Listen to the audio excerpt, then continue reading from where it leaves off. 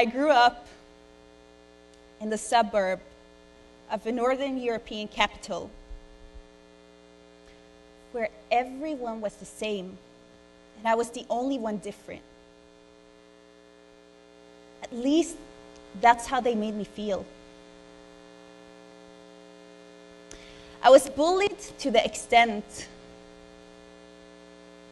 that I don't have any memory from between the age of, say, 6 to my early teenage years. And so, 9th grade, I had enough. I utilized the only talent I knew I had. You know, they had taunted me for it. Physical strength. I know it doesn't look like that necessarily, but I thought that if they cannot respect me, at least I will make them fear me. And so this obviously didn't change anything within myself. I still knew that even though they kept their mouths shut, it wasn't because they loved me, because they cared, but because I could physically harm them. But violence became addictive. It gave me a power high, right? And it quickly spiraled out of control. I broke a nose once. I was suspended from school for battering the librarian. I was banned from the school bus for taking over the steering wheel. And at one point, I was carrying a knife. And in a moment of unexpected anger, I came to witness how a cut to the bone looks like before blood starts gushing out.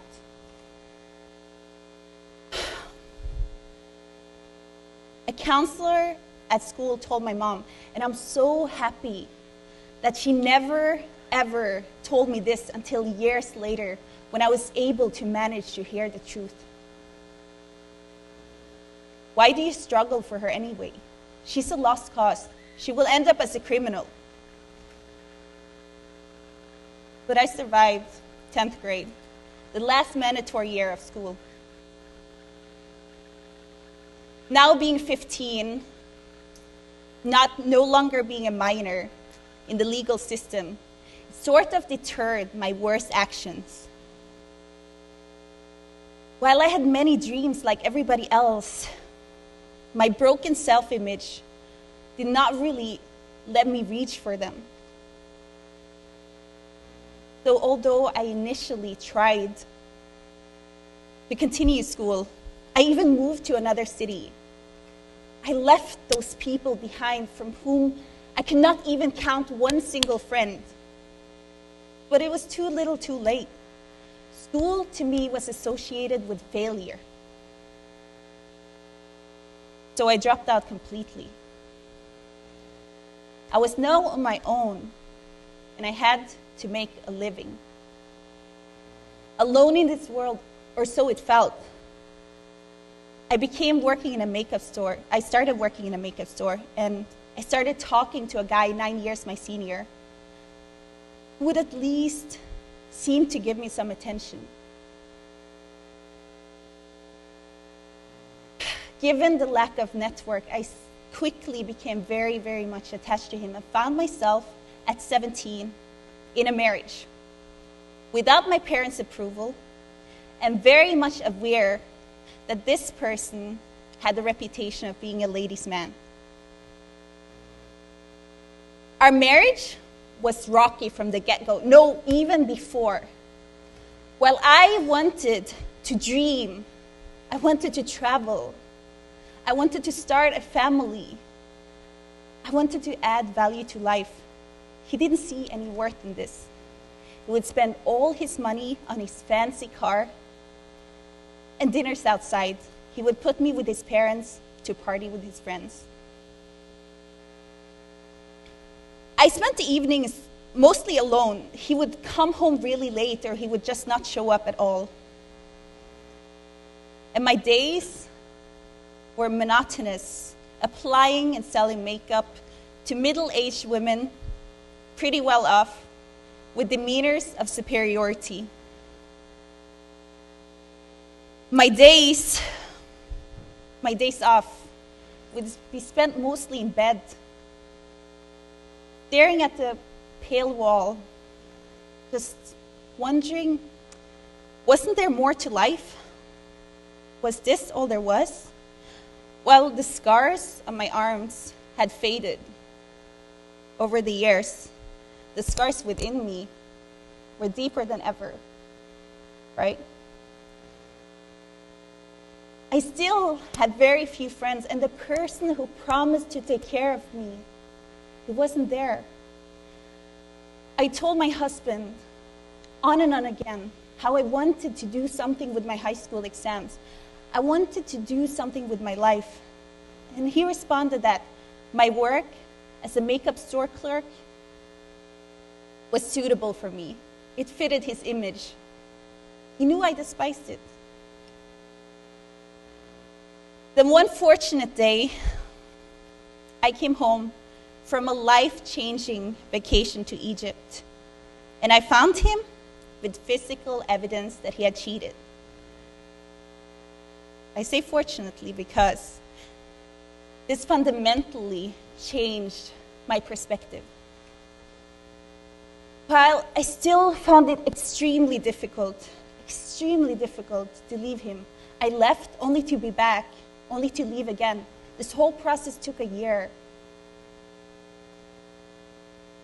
But my sessions of staring at the wall from my undone bed soon became more productive. No, I said. No, there is more to life. There is more to life, and I'm going to find it. And I'm not give it up. And this way, I didn't even learn to live, and I'm slowly dying. And so I made the choice. I made the choice of being happier, despite the worthlessness I felt inside.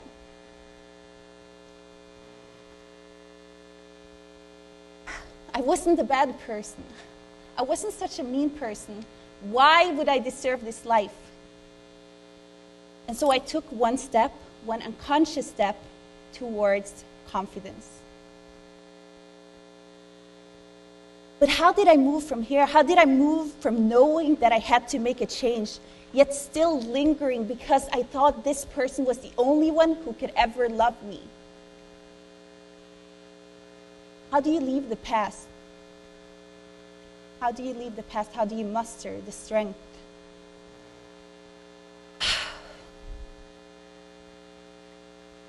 It was difficult, but you know the situation where you're standing on an edge and you know you either have to just close your eyes and take the plunge, or you have to be left behind. Well, I did that. As a kid, I used to always jump in the pool, not being able to swim, not knowing that I could reach the edge. So I had it in me. The courage of a fool, right? You need that. Jump, plunge, gather all the audacity within yourself and make a change. I know I did. My plunge consisted in me getting a divorce the day before I moved to Egypt, almost penniless, to become an actress. Obviously, I'm here. I did not really become a movie star. But it significantly shook up the pattern within which I was stuck. And so that shows. The plunge itself does not necessarily need to be successful, whatever you want to call success. What is important is that you're doing this. This is an autonomous decision. So confidence stems from taking your life in your own hands, from grabbing it and doing something about it. Plus, I already had it figured out somehow. Before I moved to Egypt, I had already signed up for exams to have a backup plan. But something more elementary than that, when you completely hate yourself, when you completely do not have trust in yourself, belief in yourself, you need to suspend all negativity. Meaning, leave behind all the places, all the people that are holding you back, that are draining your energy. For me, that meant basically giving up everybody. I mean, I had people who wouldn't offer me a single compliment, who wouldn't encourage me to grow. I know we all have this when we're so down, when we only have the true people who are really caring about us, are those in the bloodline. They have to care, right? But the others are just not that great. So even if I had to, I was completely without friends for a long time. But this is just a step in the process, because it surely takes work within yourself to reach the stage where you attract positive people.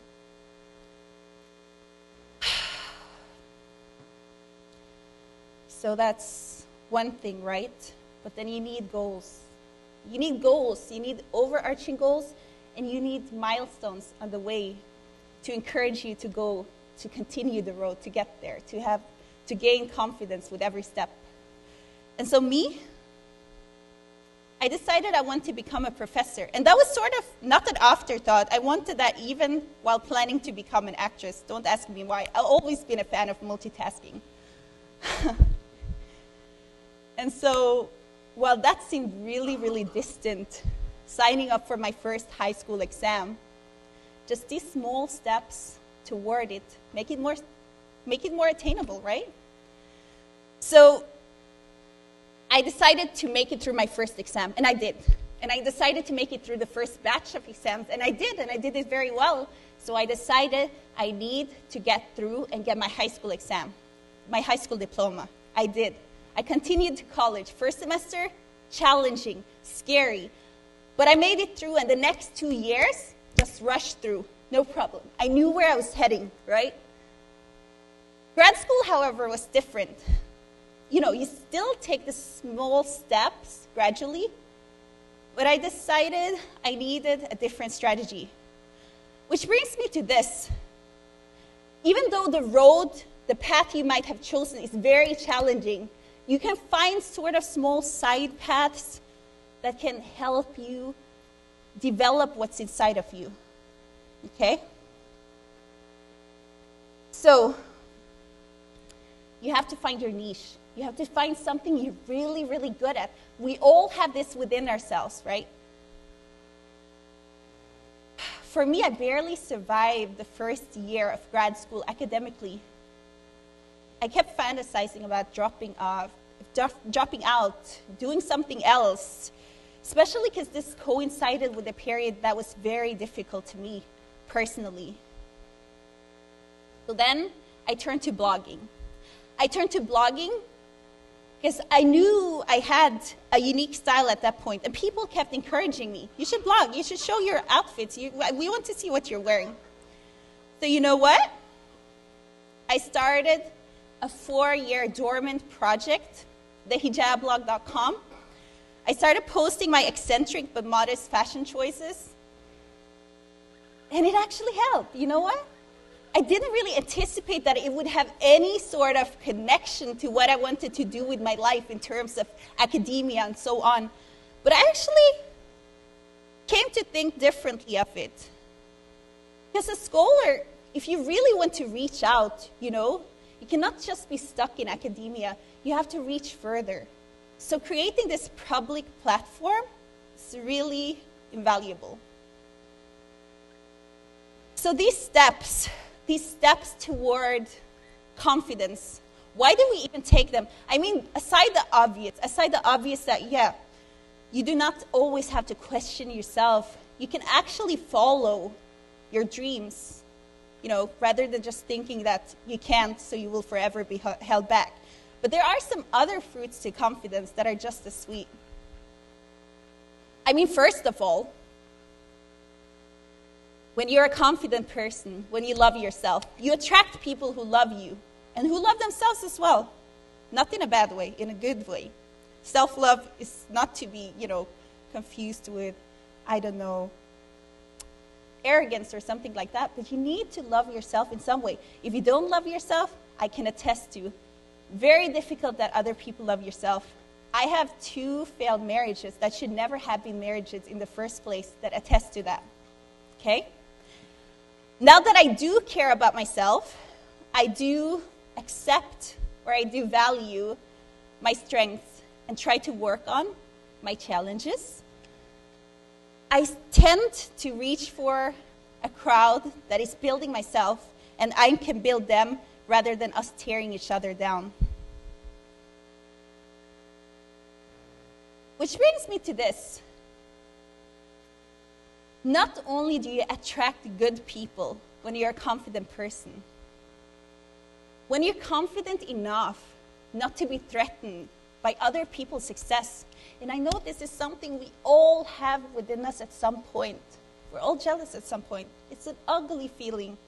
But once you get over that, once you're confident enough, you see other success, something inspiring, something that you give back to the community, right? You give back, you share knowledge rather than hoarding it for the fear that others become better than you. So you give back positivity, skills. A last but important thing is that at some point you reach the stage where you can convert even very, very seemingly negative, non-constructive criticism into positive currency. Okay? This is hard.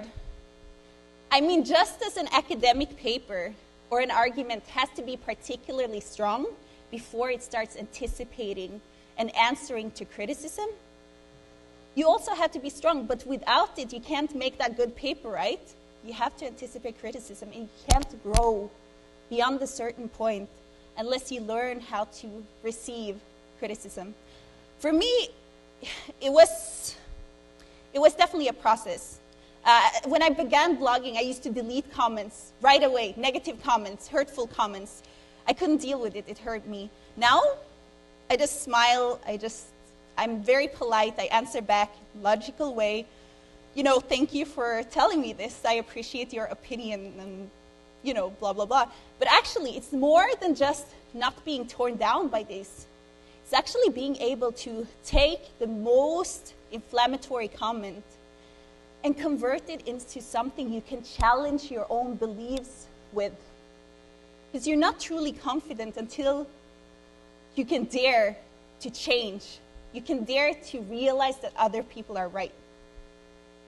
So, I was once someone who didn't really have much hope in life. Now I'm someone who sees just unbelievable opportunities as long as you want it enough. It seems complicated, the path I took, but really it was that initial one plunge in a situation of despair, plus some initial baby steps, that got me where I am today.